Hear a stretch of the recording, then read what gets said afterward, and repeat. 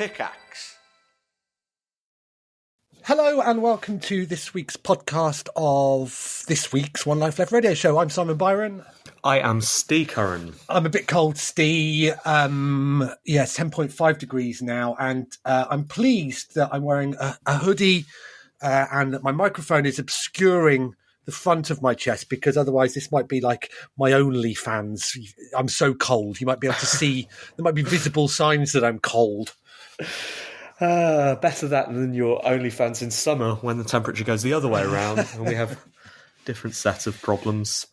A good show this week. Yeah, you think so? I'm a bit concerned about, because we've recorded it first thing in the morning. I don't know. I was going to say to you that we should record first, do Monday mornings early in future, but I mean, let's see what the reaction is, because I'm a bit tired.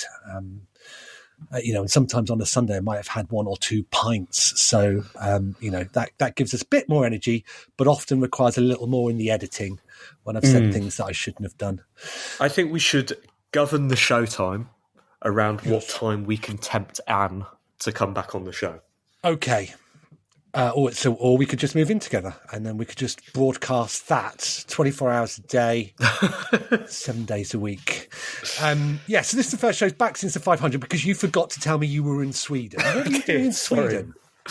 I was over in Sweden to do karaoke at a games commune, what amounted to a games commune. Whereabouts? I have literally no idea. I genuinely don't. They picked us up at Copenhagen airport and drove us to the middle of a forest. Yeah, right. We were. Wow. I was genuinely slightly worried. I mean, me and the member of the karaoke team, James Scott, that I took out to Sweden, did make jokes about, it's all going to be a bit like Midsummer, and we'll end up in a wooden structure burning alive. And that's a photo, there you go, of James that I took in the middle of Sweden. Crikey. I mean, if that's not an example of why you should tell people where you're going in advance, because if something had happened to you, I would have been sat here waiting for you. Yeah. Waiting to do a radio show that would never be broadcast. And can you think of anything sadder than that? Yeah, just so you know, listeners, the photo I showed, Simon, was a photo of James trapped inside a wooden structure with what looks like kindling at the bottom. We did not set him alight, so we both got home safely. It was a really, really good birthday party. We had a brilliant, brilliant time, brilliant karaoke over there. And I was just over there for a couple of days, but I genuinely got a little bit confused about the days and times and left you in the lurch. So apologies for that. Apologies left you in the shed. Apologies to listeners as well. But we're back now. Well, so there was a follow-up to episode 500 that came in via the Discord, and it goes like this. Dear team and SSG, the listener here, that is the one you discussed a few weeks ago during the podcast intro, who's been listening to old shows from 2011. Simon asked why I'd started there. The answer is because Apple decided that I should, randomly downloading hundreds of old podcasts when I updated to iOS 16. It's not the first time they've done it either, so I previously re-listened to loads of even older episodes. Every time it does it, I plan to write in with a letter sharing some of my OLL memories and how they link to significant moments in my life. The only OLL event I've attended was when I was down south for Christmas one year, and the non-listener friend I dragged along accosted a very fancily dressed Martin Hollis and accused him of having stolen his childhood. The year I spent my first Christmas away from my family, alone in a room in the Himalayas, listening to Matthew Kumar tell me about Spelunky, marvelling at how boring all my old letters were. However, it seems even when directly called out on the show and with a big numbered episode, perfect for that kind of nostalgia looming, I still couldn't get my act together to write in. But since we're reminiscing, many years ago, the National Media Museum in Bradford was showing the Sigur Rós movie. None of my friends locally were interested, so I invited a friend over from Manchester. He came and brought with him a friend of his who was visiting from somewhere even further afield. Over a curry, I got chatting to my friend's friend, and the subject turned to video games. He mentioned that he'd recently been at a wedding where he'd met a friend of a friend who had a blog called Chewing Pixels. that was very thoughtful on the subject. Years passed, and eventually my friend was getting married. At the stag do, I again got talking to his friend, and I told him all about how I'd started reading that blog, and then I followed lots of links from that blog, and that was how I discovered a radio show called One Life Left that helped me rediscover my love of games and showing me the guilty pleasures really were just pleasures and not just something I needed to feel ashamed of. And that was when I discovered that my friend's friend was Robert Howells. What? The circle of life, the circle of OLL. Oh my God. Anyway, I didn't really have a question or anything, but thank you for that lesson and for brightening up an hour of my life every week for the last 16 years. If you make it through 16 more, I'll still be listening. Cheery sign off, James. Thank you, James. That was a brilliant letter. Doesn't the world move in strange ways? This is getting a bit spooky, isn't it? After Anne mentioning last time that she walked past Howells in the street, and then this, it's a bit like, well, you wonder what the world's doing. If only there was a way we could bring him back, Steve. So, for a hint on that, how it might be possible, what Steve has been up to, too much time on his hands, and an evil twink in his eye, do listen on. Thank you for listening. If you've got any more tales about weird coincidences or stuff that we should only read out in the podcasting intro, please do email team@onelifeleft.com. Thank you very much. Here's the show. Goodbye.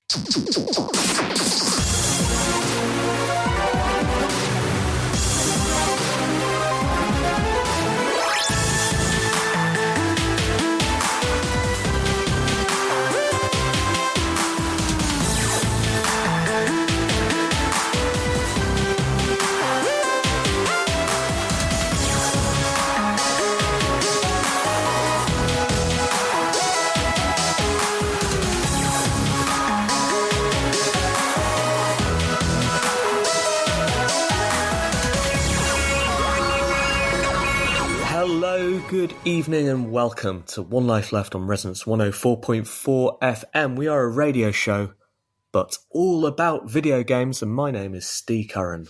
Hello to you, I'm Simon Byron. Hey Simon, how are you this week? This week, Steve, I am mostly tired. We're recording this first thing in the morning on a Monday morning. Normally we pre-record on a Sunday, but I was out and about last night, wasn't I? I went to see another podcast being recorded live. Was it Parco's? Yeah, he was doing it as part of the Just for Laughs comedy festival at the O2. And it was, I don't know, a few thousand people there. Yeah, I'm not surprised. Meteoric rise for the boy, but well deserved. Well deserved. So yeah, we're recording this very early on a Monday. However, Steve, I believe that the mask has slipped from your story. I think everything I know about you to be wrong. And in fact, most of what you've ever told me is a lie. Because I dropped you a note this morning saying I could probably start even earlier. I dropped you that over WhatsApp. Please don't give my WhatsApps to a journalist. And then I waited for a response, and you said, I don't know, maybe an hour or so later, sorry, I've just woken up. Which leads me to, you imply that you've got a child. A young child. Yeah. How did you sleep in? I slept in because the young child was yelling until 4 a.m. in the morning, Simon. Oh, okay. That's the secret, is it? So I was on shift one during the middle of the night when she was... I can't remember what it was even. First she was rattled by a noise, and then her neck hurt a bit, and then she couldn't read a word in her book that she was reading to get back to sleep, and then she said she wanted me to sit in the corridor, and then eventually she fell asleep. So yeah, that's why, Simon. Okay. I hope you think my story checks out. Well, I'm going to come and see you next weekend and just do an inspection. I'm going to bring my notepad. You are. I wanted to talk to you about that. Do you think next weekend we'll get a chance to record the show IRL? Maybe, yeah. So, listeners, I'm going for a sleepover at Steve's next weekend, just to validate his story. Yeah, I think we're going to have to, aren't we? Because I'm staying over Saturday night, so... Yeah, well, I mean, regular listeners to the show will know that I went for a sleepover at Simon's last year, and he kicked me out in the morning. Didn't get a chance to record the show. You do snore, though, Steve. I know. Well, I'm looking forward to it. Obviously, that means unless what if I got Charles Cecil round as well? Got him to whisper the deaths of celebrities under your door to wake you up in the morning, as is tradition. Looking forward to it. Any other news before we get on with the news? Well, we've got big news about the news, haven't we? The news is, Steve. I mean, we've been friends for a long time. You make me laugh. You inspire me. Very occasionally, you terrify me. And this week, you did something that genuinely made me shiver. And yeah, I'm excited to see how we introduce that to our listeners. All right, well, let's just get on with the news section and see how it goes, shall we? Let's do it.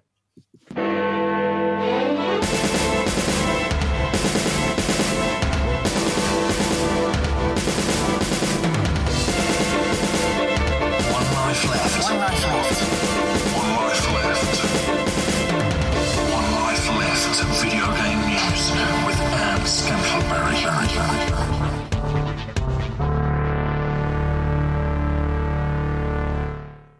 Simon, I think you should introduce it as always. What am I saying? Well, you're not Anne Scantlebury. Oh, I'm not Anne Scantlebury, but we're delighted that she has returned in some form. Here's Anne with the news. Seems there's no stopping Microsoft taking over Activision Blizzard. The European Commission reported that forcing asset sales as part of the approval process for the $69 billion deal is off the table. Despite the UK regulator suggesting such remedies, Microsoft's offer of game licensing deals to rivals is likely to ease antitrust concerns. The tech giant even put forward a 10-year legally enforceable contract for Call of Duty to be available on PlayStation the same day as Xbox. But Sony ain't playing. We'll have to wait until April 25th to see if the deal gets through. Someone call the deal breaker. She's phoning that in, isn't she? Do you think after 500 shows she's lost a little of her enthusiasm? Well, so presenting Anbot Beta. Been messing around with AI as regular listeners to the show will know, and I had a conversation a couple of weeks ago with a company called 11 Labs. And 11 Labs are experts in voice synthesis, and I'm going to be working on something with them. But I mentioned that I was doing a radio show, and I also mentioned that we've been struggling. We've lacked a third voice for the show for a couple of years now. And I wondered if I could use their technology to bring her back. Now, obviously, show 500 was incredible, and we want Anne back for real. But I did get in touch with her and said, listen, do you have a clean sample of your voice? Because I'm thinking of trying to make the news... Basically, I'm trying to entice Anne back on the show. And I was like, listen, what if we could take all of the prep that you used to do for all of those shows away, and we could just have you showing up and, doing what me and Simon do. Zero prep, rocking up to the virtual studio, and, we'll AI the work away. And she didn't reply. So I just sent her one of these audio clips, and she said, lol. Okay, so she's fine with it then? Actually, looking back at my WhatsApps, just in case they leak, actually, no, I said all of that stuff, because I had an idea. I'm doing it, I think I might be able to clone your voice. Then you could do the show like me and Simon, e.g. irregularly and with zero prep. And then she said lol, and then I sent her a voice clip, and then she said nothing. Well, she doesn't need to, does she? Her silence says everything we need to know. This is fine. So the voice cloning is incredible, absolutely amazing. Like I said, I did Me and You, Simon, and it made us a bit posher. With Anne, can't get any posher. Right. So, how much audio did you give 11 Labs? I gave 11 Labs all of the audio of Anne's performance on show 500. Okay. That was it. Wow. I trained it like that, and I'm using their API, calling their API after issuing ChatGPT a prompt with all of our news stories taken, as always, from where, Simon? VideoGamesChronicle.com, although I don't even think we need to credit them anymore. Well, Anbot also accepts stories from Eurogamer as well. And just explain exactly what is happening. So Anbot is a script on a site that I've set up, which takes a feed from a story from Eurogamer or Video Game Chronicles. It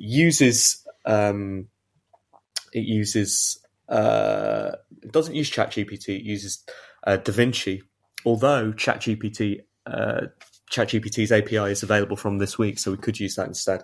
I don't think we need to. It uses DaVinci to summarize the video game news article and to add a little bit of humour to it as well. Add a quip at the end. And then you can generate it multiple times if you want, or you can just download the audio first time, which is what I did because I had 10 minutes to do this morning because I was up until 4 a.m. last night.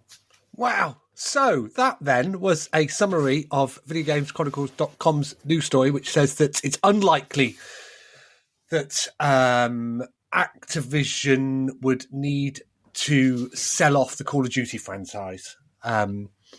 I mean, I thought we would start off with that story because it's been rumbling on forever, and to see whether AI could interject anything new into it, it doesn't sound like it has. Well, it's not programmed to do that. It's programmed to do a joke, which is often inappropriate, and let's hope that it's got through that. I could program it to do conjecture if you'd like, Simon. We can upgrade to Anbot Beta 1.1 for next week. Well, I guess, though, the real test of this technology would be if Anne's partner is listening and whether he wants us to provide any more Anne assets. She won't be phased out at home. I don't know. I mean, well, we all could be. I think we should return to your commentary on this. What was the first thing you said after I sent you the... Well, no, actually, not the first or second things that you said, because they were rude words. They were rude words, weren't they? They weren't the rudest word. No. I reserve that for other individuals. What did I say to you? Oh, yeah, that was it. I said, this is the first use of AI that has scared me, which is true. And then I said, can we do shows entirely by AI now? Can we? Well, two posh old men. I think what we should do from now on, because this is a beta test, it'd be useless without feedback. So we should look at the news stories, not just from a news story angle, but look at what we would like to improve in Anbot. I don't think we're quite ready to be phased out, but clearly that is the end goal here for all of us. But, I mean... I wasn't really listening to Anbot's summary there. But what if we give Anbot feedback and it doesn't like us and then decides to murder us? Or worse, join Parco. Let's try news story number 2. BAFTA has revealed the 2023 Games Awards nominations, and God of War Ragnarok sets the bar high with 14 category nominations. Alongside the success of the much-loved series, indie games Stray and Elden Ring both earn 8 and 7 nominations, respectively. Vote now for the EE Game of the Year, the only award voted by the public. And soon we'll all know who wins the Golden Joystick. Here's hoping it's God of War Ragnarok. We reckon with such a loved franchise, it'd be Hades to miss out. That's a joke, right? That is a joke. I don't get it. Hades is another word for hell, right? Yeah. And it's saying it would be hell to miss out. And it's a video game sort of joke, maybe. I mean, that's a really good summary of that story, though, isn't it? I mean, what it doesn't say is what a boring list of nominations it is this year.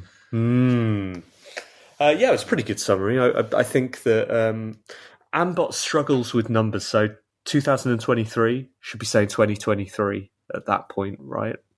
And calling Elden Ring an indie game, Anne would never do that. But otherwise, pretty good summary. Wow. I think it's also good, Simon, that you've started off the news sequence this week with the two most boring stories. Microsoft story. Do you think that will be the last time we see that story?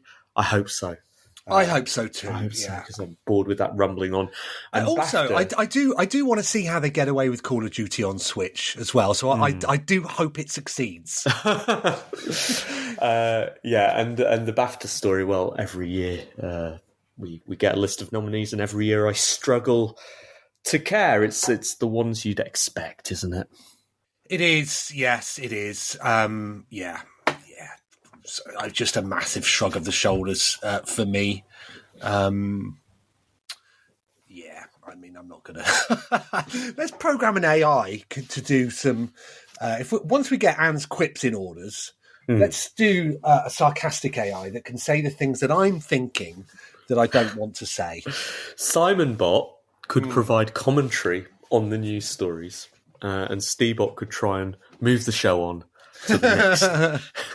to the next news story, which I believe is this one. Today marks the start of a new virtual sports tradition. The International Olympics Committee announced the qualification process for their Olympic Esports Series 2023. 9 games are set to be represented in this year's event, ranging from athletics to chess and even dance. Professional and amateur players are being invited to take part, but they better make sure they don't miss their start line. It's Gran Turismo 7 from April 13th. So strap in and get ready for a virtual thrill ride at the Suntec Centre in Singapore come June. Although I'm sure their mother will still say no video games, proving some things never change. Fair enough. I mean, again, this is an insight into what computers find funny, isn't it? Yeah, absolutely. Esports. Yeah. Yeah, it's good that we're... It feels a bit like the sequence in Terminator 2 where he calls the robot and he realizes, Arnie realizes it's really the T-2000, and he turns to John Connor and says, "Your parents are dead," because he understands the subtleties in the AI flaws. Well, I don't think it can replace Anne. Of course, it can never replace Anne.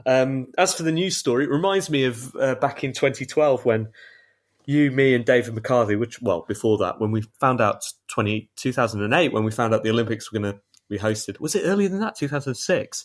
And we tried to work out where we could appear in the Olympics. Do you think there's space for us in the Olympics, the esports Olympics this year? Yeah, I wonder what events we could realistically aim for a medal on. Ooh, what would mine be? Bangman. Up, down, left, right. Would they qualify as Olympic sport? I'm not so sure. Well, do you know what? I think...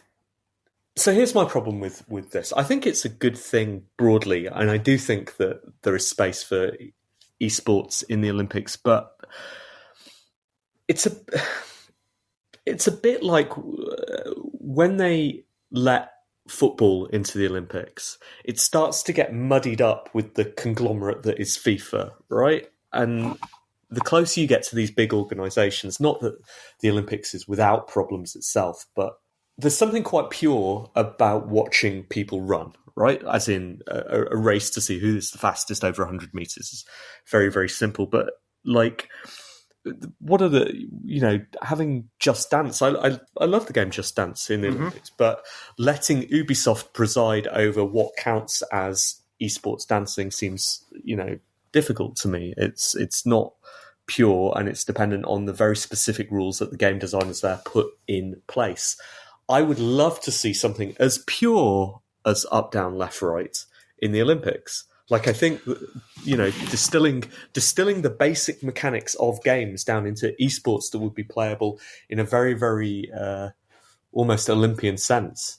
Well, I wonder if there's a contact form for you to get in touch with them, Steve, at the bottom of the webpage. So this isn't the Olympics. It's an event run by the Olympic Committee. I think the trouble with something like Just Dance is no one believes that the accuracy that's being reflected on screen is necessarily sort of one-to-one in terms of what the players doing, do they? I remember when Wii Sports came out, a friend of mine's children just worked out that when you're playing Wii Sports tennis, we all stood up doing forehands and backhands and volleys and, go through the motions. They realised you just need to sit on the sofa and just sort of gradually tiny little flicks, which were then translated into these epic rallies on court. Just Dance is similar. And I guess that's, one of the things. A mid-level would be not just to create specific, Olympic esports games themselves, which obviously would be a massive undertaking, but finding the most suitable games for esports rather than the ones that have been lobbied hardest for.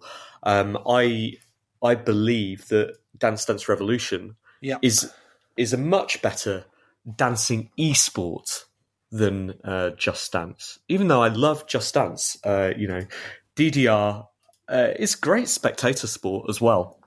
Genuinely, and would be fun to watch. But also, it's easier to measure who's the best competitor there. I don't know what else would make it. And I think you'd probably, I don't know what the fighting game community would say about this, but I'd rather see a Street Fighter game in there. Is there a fighting game in? There is a virtual taekwondo. Well, what's that? How? And then, did you? I can't remember if the story listed all of them, but chess has snuck in there. Well, good. Do you think? Maybe it's battle chess. Or do you remember? It's not, no, because it's from chess.com. Okay. So, why don't they just stick to their own sort of tabletop Olympics chess? Unless it's one of the chess variants, like there's the shotgun chess, isn't there? And there's loads, aren't there? Yeah, so we had about 3 of them on the show. We had a run of 3 of them last year, didn't we? So, yeah, I don't know. It doesn't feel video gamey enough to me. Okay, I think it's time for news story number 4. Need something to do during quarantine? Don't just sit there. Roll yourself with no paper. The wild new toilet paper-controlled Nintendo Switch game created by SKT. Players must use motion sensing to roll an in-game toilet paper roll through platform mazes with a Joy-Con controller placed inside a real-life toilet roll. Don't worry, it's Japan only for now, but you can access it by making a Japanese user profile. Next thing you know, Switch rolls will be literally flowing.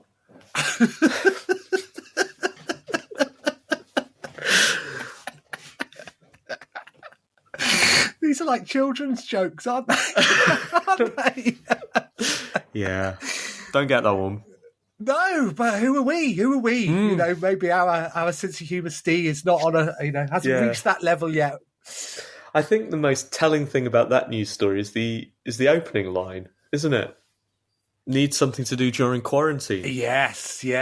So where is 11 Labs based? Well, it's all to do with it's not 11 Labs generating the text. Oh, sorry, the they're doing the voice. I know ChatGPT is generated by OpenAI. DaVinci, and OpenAI's data set is trained up until, is it 2021? Oh, is it? Right. So the bot is stuck in quarantine. Oh no, poor robots. Yeah. And for it, this sounds like the perfect escape, doesn't it? Goodness. Well, maybe it was the bot that was responsible for hoarding all the toilet rolls then in that case. Maybe. Yeah, that would have been a better joke, wouldn't it? Yeah, could have hung that in. Anne would have done that. Yeah.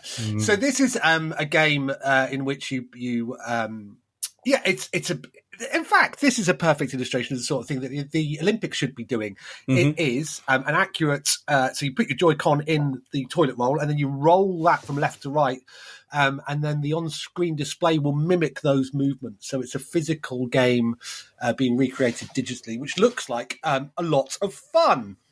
We've had games like this before, haven't we, Simon? I remember Just Tap. Was it called Just Tap? I don't recall that. It was a game where you put the controller, the Wii controller, on top of the box of the game, and you drummed on the box. It was by one of Sega's developers, one of Sega's name developers. Okay. It might have been by the Phantasy Star Online guy. Right. Whose name I've forgotten, and obviously who I'm going to Google now while you follow up. Well, I like the idea for the narrative for this, which is the game features narrative, which a Japanese salaryman discovers he's run out of toilet paper. Players are therefore tasked with delivering the troubled worker with the much-needed sheets. Amazing. What has he done? What's he done? It's just much quick. Yeah, and the other thing. So when I saw the headline for this story, I wasn't. Yeah, I was pleased to discover that this is the way that the game is using toilet rolls as opposed to anything else. Joy-Con in one hand, toilet roll in the other. I don't know. Could get very messy. Game I was thinking of was Let's Tap, and that was developed by Yuji Naka, of course. There we go. All right, time for Anbot's final outing this show. It's news story number 5. Oh, hello. Anbot's broken down. What? Oh, my goodness. Oh, that's shocking. One second. Actually, I'm not going to do that. It's not worth it, is it? Yeah, Ambot's failed, I'm afraid. I can try and fix it. 1 second. Do that. That's the perils. They say never work with children, animals, or AI, Steve, don't they? Unbelievable but true, Microsoft fans can now snack in style. Reports have emerged of the brand new Xbox Series S toaster. According to the images, it sports a white shell and large circular vent in true Series S fashion and will cost €60. So, if you loved the Series S mini fridge last year and want to keep the cooking theme going, it's time to pre-order one of these and make Microsoft proud. Phew. Okay, well done, Anbot. You got through it. Actually, that wasn't Anbot's fault. That was Riverside's fault. It was their upload glitch. So. Oh, for goodness sakes. Sorry, just to go back to how we won't be replaced with AI, Steve, ultimately, is that Anbot didn't have any of the context about Let's Tap because you've drawn together those two games using different ways for the Joy-Con controller. Reference the fact that Yuji Naka created Let's Tap. And of course, he's in a lot of trouble, isn't he? so, you could have made a joke about him needing to tap on the prison bars or something like that. Or something. I don't know. Well, we couldn't, of course, because Yuji Naka has not gone to prison. But if he did, that would be the sort of joke we would make. Exactly. While also issuing best wishes to his family and anyone else Anyway, concerned. they're making after the fridge, they're making a toaster. I'd forgotten about the fridge. Yeah. That was a meme that became reality. And now it's set a precedent. And has what? it? Or are they trying to... knowing that the only way to market a product these days is through memes, they're like, all right, what can we do next, lads? We've done a fridge. Everyone loved that. Shall we do a toaster? It looks good, though. There we go. It's working. Well, it's on the show, isn't it? So, yeah. I mean, I do need it. So I do need a fridge for the shed because the one I've got up here is broken. I rarely need to make toast in the shed, but as you know, as a range of appliances, I'd be all for it. Think it's safe having a heating element inside your wooden shed? Oh, I think it's needed at the moment. It says 10.3 degrees centigrade in here this morning, Steve, but let me tell you, I am freezing. 10.3 is really cold. Yeah, well, it starts off even lower. Okay. Yeah, I love a toaster. I love a toaster more than a fridge, I think. So I still don't have an Xbox. What? You can't run games on this, can you? It does apparently It's not. just a toaster. Well, unless you put a Joy-Con in some bread, Roll put it in the toaster. Maybe we can get it for someone's jail cell. Should anyone be sent to jail? Should they be? Now, should you be sent to jail, Steve, for impersonating a newsreader? Well, I don't think so, because the whole purpose of us doing this is to try and persuade Anne to come back. What do you think? She sounded a bit more amenable to it last time, didn't she? Yeah. The end of the show. Yes, I think. But we're all busy, aren't we? We all have commitments. It's difficult getting a regular slot in the diary, as we've shown this week. It is. How do we feel that the news went, though? Pretty good. Good selection of stories, Simon. And Anbot will improve... subject to Anne not threatening to sue us. Okay, so how will she improve then? Do you offer feedback now? Well, I obviously tell 11 Labs we've done this and encourage them to listen to the show as well, because then we can move up to maybe 3 or 4 listeners every week. And I can go back and edit the prompt for OpenAI, improve that a little bit, tweak that. Maybe, as I said, ChatGPT's API is open now, so I can plug that in instead. And ultimately, when we're happy with Anbot, and when Anne is happy with Anbot as well, then we can plug in the news jingle as well, and get the bed running in the background, and make it seamless. Yeah, I found it difficult, even though I picked the news stories. I was sort of interested more in how Anne was saying it and what she was saying than the stories themselves. So I don't think our discussions about the news were as fluid as they, have been, in inverted commas, previously. I was, so I sent the audio. So you sent me the website to generate the audio of Anne, and I downloaded that and sent it to my wife, and I didn't give any context. It was just Anbot reading out a story, and she went, "Oh, Anne's back, is she?" And I sent her another one, and then the second one, she was like, "Oh, there is something wrong with this," and then I went, "Oh, this is what Steve's done." And so, yeah, I mean, it's close, isn't it? It's really impressive. I wonder, for next week, if we do it again, get Da Vinci to if you can specify that it will make a joke that will get us into trouble. And then let's just see what happens. I mean, can we be held accountable for what the AI says? I don't know. I mean, as long as it's not swearing. I think for next week, what I'll do is I will provide you with... I'm making this sort of promise on the show now, and it's annoying. Keep going. Okay, I will provide you with 2 different buttons, which can give different endings to the news, so you can tweak the thing for. Because I did see the Eugene Acker story, and I was worried about Anbot making a joke that would get us in trouble at the end of that, but thankfully we did it instead, which goes to show perhaps AI is exactly as trustworthy as we need right now. But I'll give you 2 different buttons. You can generate the stories next week, and I can respond to them blind. And how easy is it to flip other voices in? Well, as I said, I've tried generating it with our voices based on the same thing, and it doesn't do as good a job. It's got to be able to do Charles Cecil.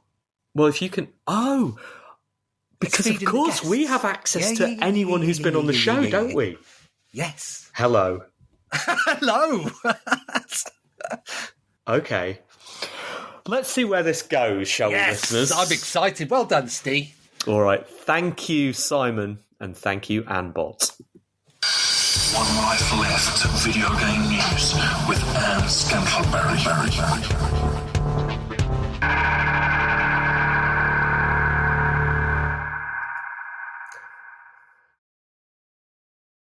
For legal reasons, we should stress that wasn't with Anne Scantlebury. It was, of course, with Anne Bot version 1. We are One Life Left. We're a video game radio show. We broadcast live on Resonance 104.4 FM every week, and we're also a podcast. You can find that at www.onelifeleft.com, where it's been uploaded by our under caretaker, Phil. He's not with us this week. Normally he produces. I feel a bit like we're off the rails this week. Let's just get an AI producer. Sorry, Phil. Thanks for everything. He also writes the show notes. Maybe he uses AI to do that. In the show notes, you can find a link to our Discord, or you can go to hello.onelifeleft.com. There are all sorts of links there as well. And you can use that to write to the show. Do we have any letters this week, Simon? We do, Steve. All right, we should get on with the letters because we didn't do any last week, did we? Here's the letters.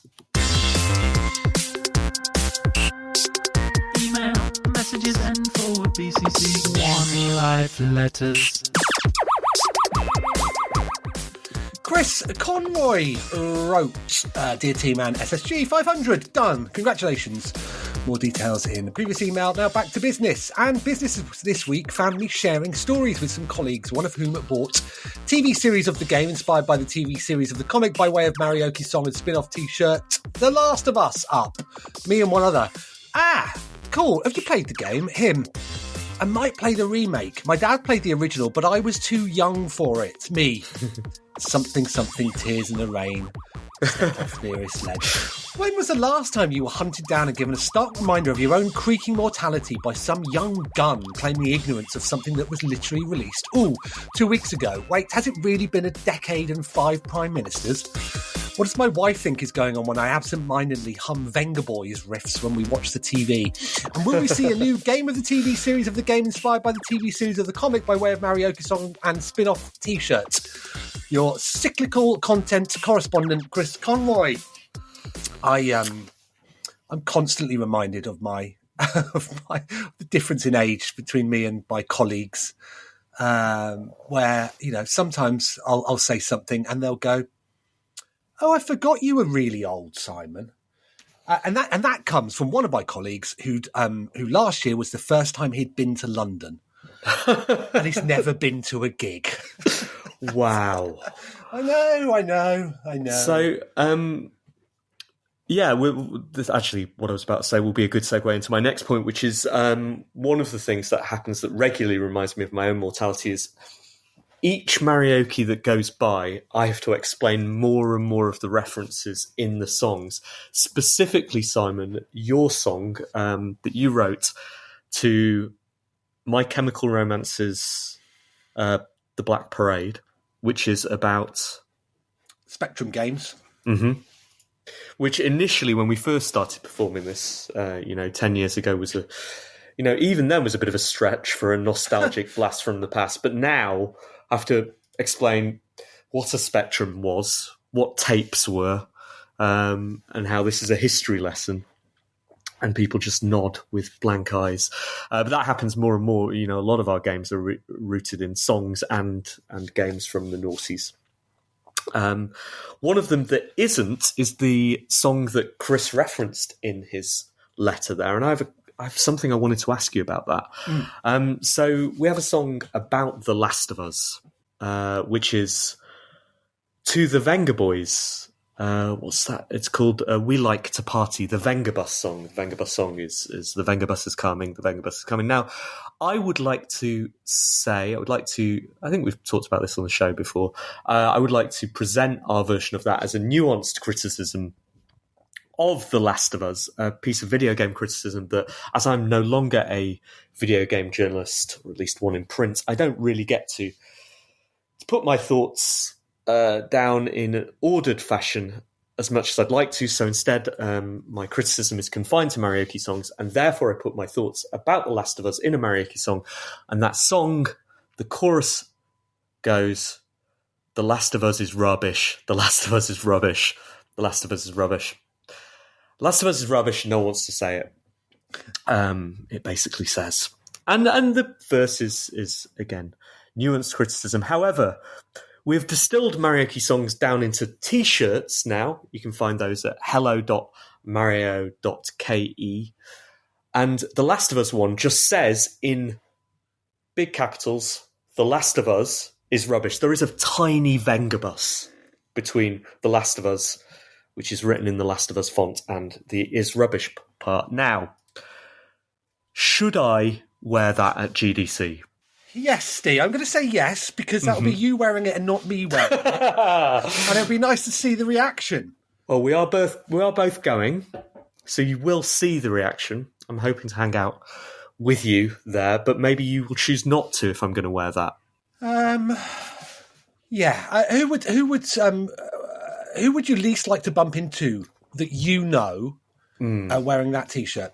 I mean, we've had some of the developers of that on the show, haven't we? And I think it would be awkward. I think there's a lot of people who would react very strongly and stripped of the ability to say, here is the context of this. I do absolutely respect the work that went into that game. I think it's awe-inspiring in so many ways, but structurally and in terms of mechanics, I don't think it's all that interesting. I think it's time someone presented the counter-argument to that. I don't think that really comes across in the headline of the T-shirt, so maybe I won't. Maybe wear it, but carry a gilet with you that you can slip into if you spot somebody walking towards you between the north and south halls. Mm-hmm. All right. Do we have a second letter? We do. Jared. Letter. Jared writes, Dear team and SSG, in your most recent and 500th episode of the show, Simon alluded to having given Braid a negative review when it came out in 2008. I wasn't an OLL listener at the time, so missed whatever it was Simon said about the game, but I wish I'd heard it. Every review I read and every opinion I heard from friends about the game was full of gushing praise. I didn't relate at all. Has there been a time when you felt so alone in your opinion of a game, either negative or positive, that you started to lose your grip on reality? Love the show, Jared. Thank you for the letter, Jared, on the Discord.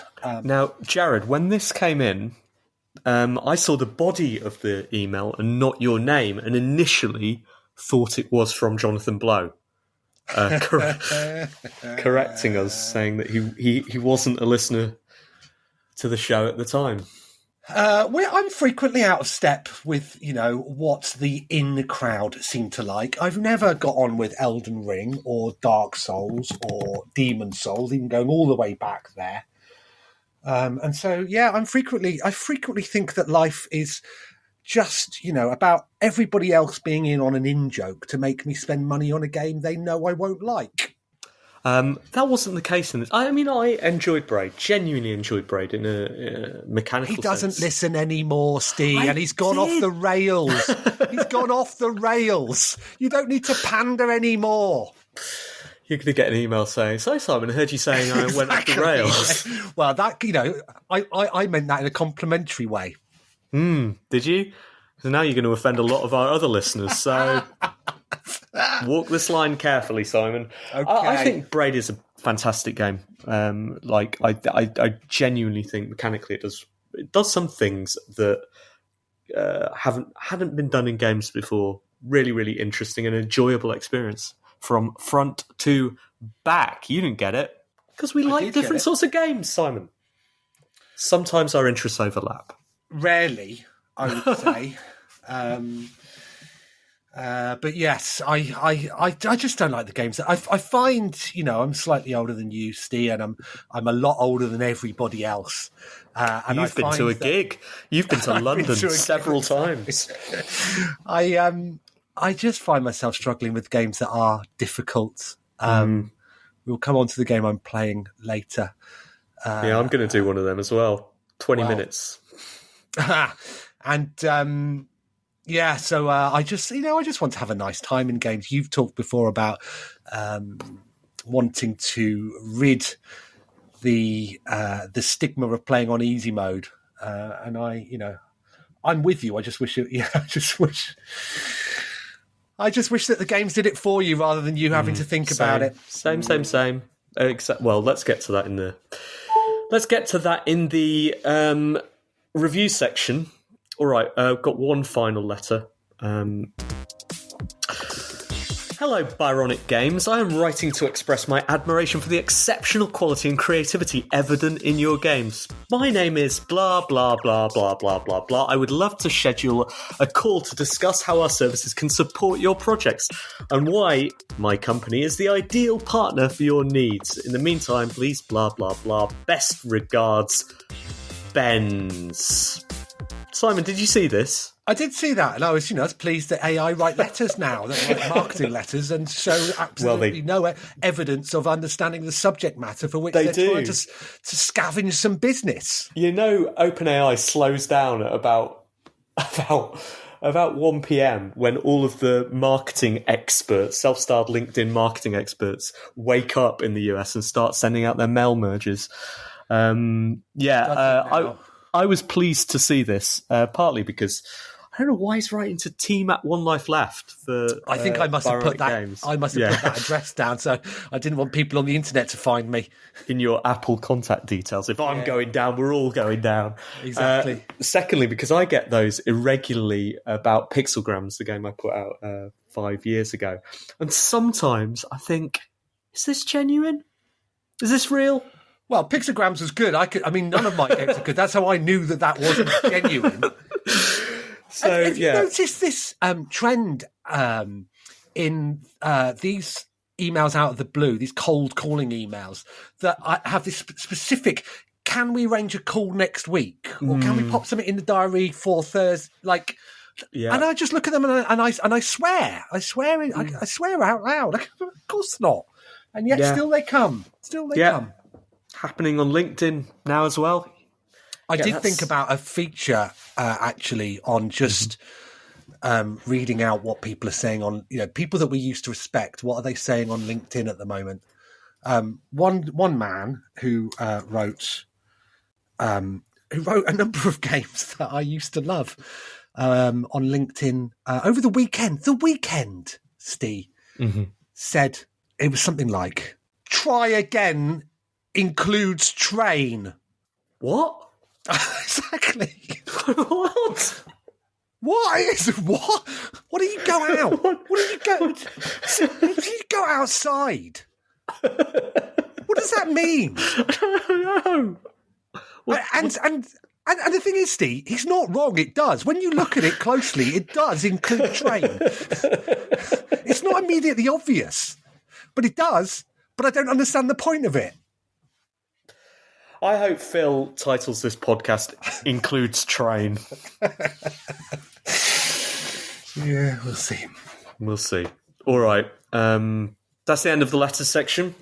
It is. If you want to write, so thank you for all your letters this week. If you want to write to One Life Left, you can do so by emailing team@onelifeleft.com.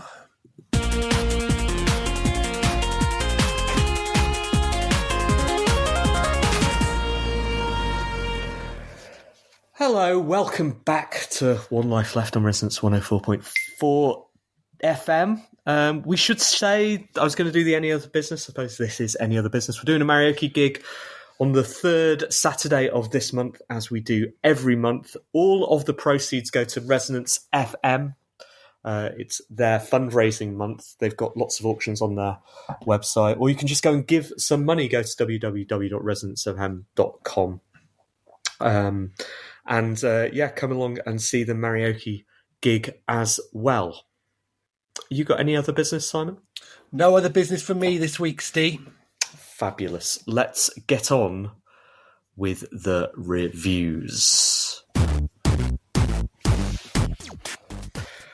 Simon, do you want to go first or shall I? I've got a couple of games to talk about. One that I wanted to play and then didn't, and then one that I didn't want to play and have been. Well, I've got one that I didn't want to play but felt like I should, and one that I was advised to play and wish I hadn't. Okay. Well, the first, I was really looking forward to, before Christmas, there was an excellent trailer for a game that came out, which just looked incredible. Over-the-top action, combat, lot of blood. And I thought, oh crikey, that's a confident trailer. The game was called Wanted Dead. I was really looking forward to it. I started playing it a couple of weeks ago. I was going to talk about it in the 500 show, but we didn't do reviews. It was sort of pitched as a throwback to sort of, what video games used to be like, but with improved graphics and fidelity. And, with that came this sort of nod that it was going to be a bit shonky in places.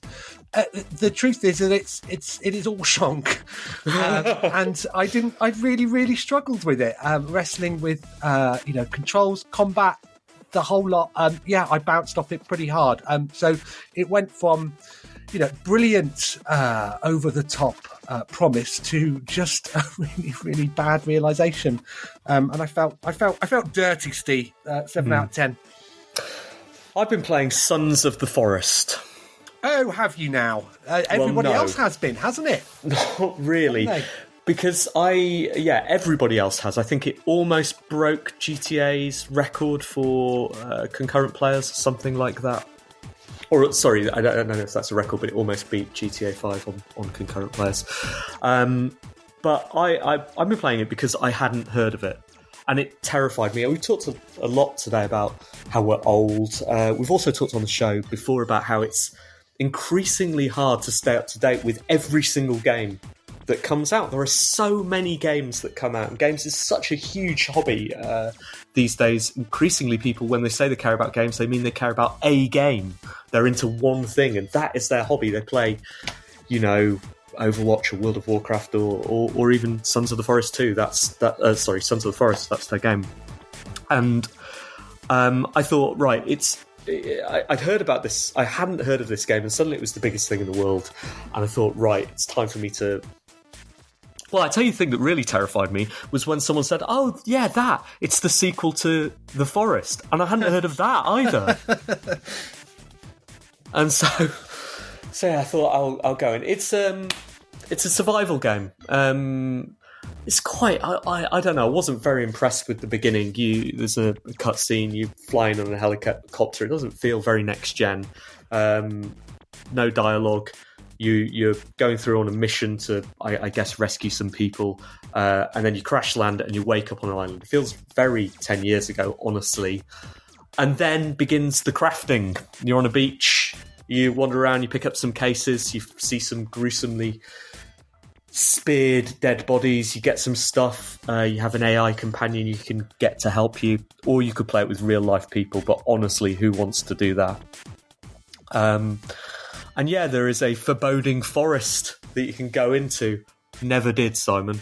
Played it for 20 minutes. Couldn't get to grips with the crafting. Found it all a bit uninteresting, and then questioned myself whether I really wanted to play this. And the answer was, no, I don't. It's not for me, and I shouldn't feel obliged to play things that aren't for me. As much as I feel like I'm drifting out of touch with some sorts of games, that's absolutely fine.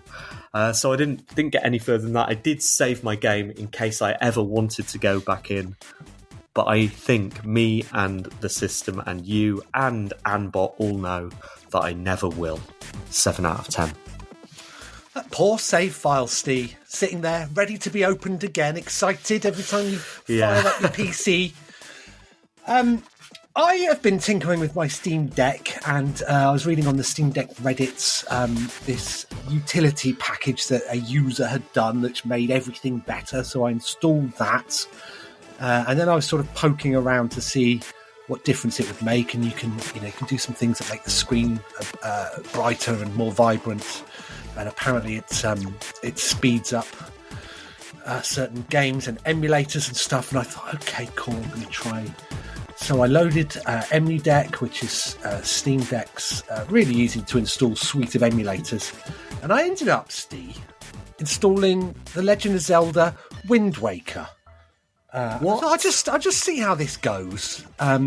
It's a game that I've owned on GameCube and Wii U and have never finished. And I just loaded it up on the old Steam Deck. And oh my goodness, I think I'm going to finish it this time round. I never had done before. It just plays beautifully and harks back to, we talk about the hard as nails games. I'm just thoroughly enjoying my time in its world. It's got, puzzles, because we're also familiar with the mechanics of Zelda and, what the old school dungeons used to be like. It's got puzzles that are solvable with a little bit of head scratching, but no need to rush to the internet or, buy a Brady Games book. It's got bosses that I think everyone so far I've done first time.